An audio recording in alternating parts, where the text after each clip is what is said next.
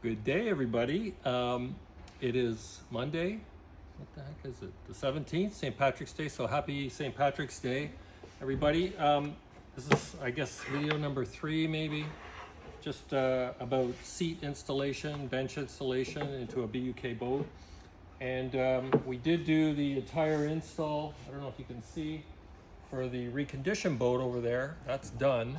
But I just wanted to show you a one-off of how we prep a bench, particularly the screw holes, clearance holes, in order to properly install this into a boat.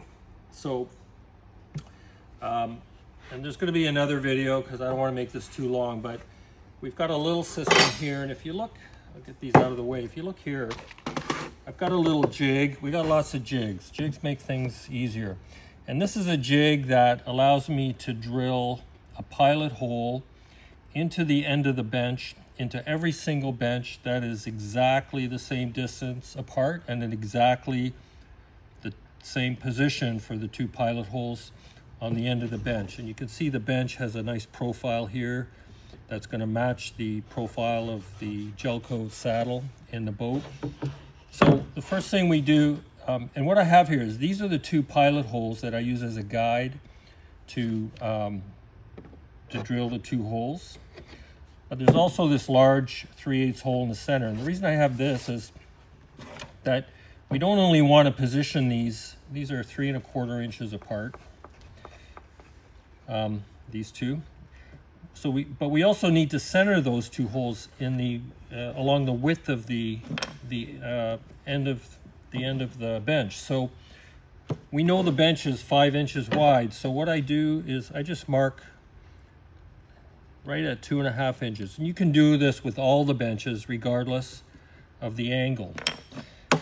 And once I've got that marked, we push it down and it's going to sit flat up against this board, which is the appropriate distance to make sure that the distance of the hole from the edge is going to be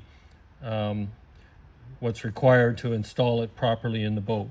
But then we're going to basically make sure that this is butted up nice and flush. So when you have an angle board, you can also butt it up nice and flush, right? But this is basically a 90-degree angle. But the key here is that line I made at 2 1/2 inches, I can see it. I don't know if you can see it there, but there's a line there. And right now when I'm looking right above it, I know I got to tap it just a little bit this way. Once that line is centered in the sight hole, I know that these 2 pilot holes are going to put the hole in exactly the right position on the end of the bench. So I'm going to drill these 2 pilot holes,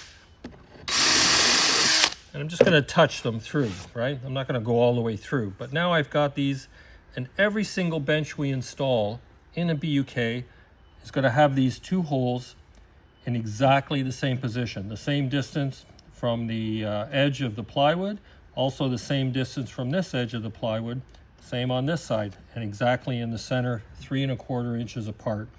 And what that lets us do is that when we sell bench kits to customers, we know that if we drill them in this exact same position based on the boat that they've got, that they're going to fit. That screw hole is going to match, right? Notwithstanding the screw hole isn't rotted out in the first place. Now once we've got that pilot hole drill, we just finish it off. And again, if you know me, you're a fan of this channel, you know I'm a big fan of countersinks, right? Countersinks are to prevent the wood from breaking out, busting out, from chipping, whatever you want to call it. So we're going to put a little countersink, not bigger, okay, right? That's the truss head. It's going to be smaller than that, but it's going to allow the truss head, the pan head screw to hold that bench down. Same thing on this side. I'm going to put a countersink there, and I'll show you in a minute why that's important. See, on this side, when we drilled through, it broke a little chip of the plywood off. And what's on the bottom side, that's going to all be filled up with glue, so it doesn't matter. But I'm going to put a little countersink. And then what we do, this is the clearance drill for the number 10 stainless screw, truss head screw that's going to hold that down. Flip it back over. Now if I tried to drill this clearance hole straight into the original pilot hole without the countersink, it's going to chip a big chunk of laminate off the top of the plywood. That's ugly. You don't want to see that. So we're going to drive this through. Easy. There you go. So now we've got a perfectly clean hole, right? Now, we're going to walk over here for a minute, and I want to show you why that's important. And this is also a little jig, right? So here we go. What I've done here with this jig, we don't have to fit every C, because this was also drilled out in that little jig I just showed you. And we just go down, hold this flat up against, and we drill down into each bench saddle, and we can do that all the way along the boat, right? Everywhere here. And that way we know every single saddle has got these mounting holes in the exact same spot. Every single bench we make from here on forward is going to fit in the boat. All right, now one more point I want to make. Again, I'm a big fan of countersinks, and you can see here, if you look close, when I drilled this through with a 332 pilot hole, that's the size you want to drill for a number 10 screw. You can see I also used a countersink. Now it was on a much longer bit so that I can drill from the top here. But the point is, there's a countersink here. The reason you want a countersink there is when you drive that number 10 screw in, and you try and drive it into something like this, see there's no countersink. I haven't done the countersink there yet. It's going to chip. The threads of the screw are going to chip that gel coat, and you might get a little, hairline crack. But if I countersink that, which I'm going to show you right here. So again, once I've drilled that pilot using this template, I've got a countersink 332.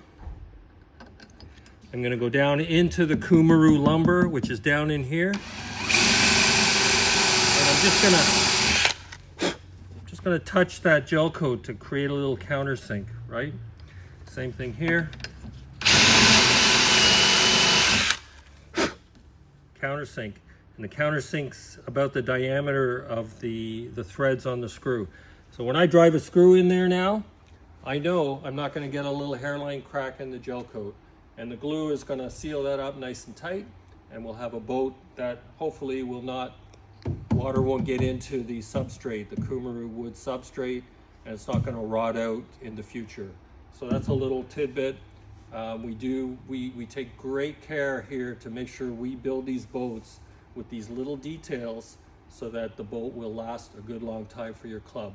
Please, if you're watching this on Facebook, go to my YouTube channel. The video is posted there as well. Subscribe to my channel. I'm going to start posting longer form videos on my YouTube channel, very informative videos, and I'm not going to put those on Facebook. They're just too long. But there's going to be lots of instructional videos. Go to my YouTube channel, #DragonBoatDIY, and you'll find all my videos. Subscribe to the channel, hit that like button, and more videos will come your way. You'll get notifications. All right, everybody, that is it for today. See you later.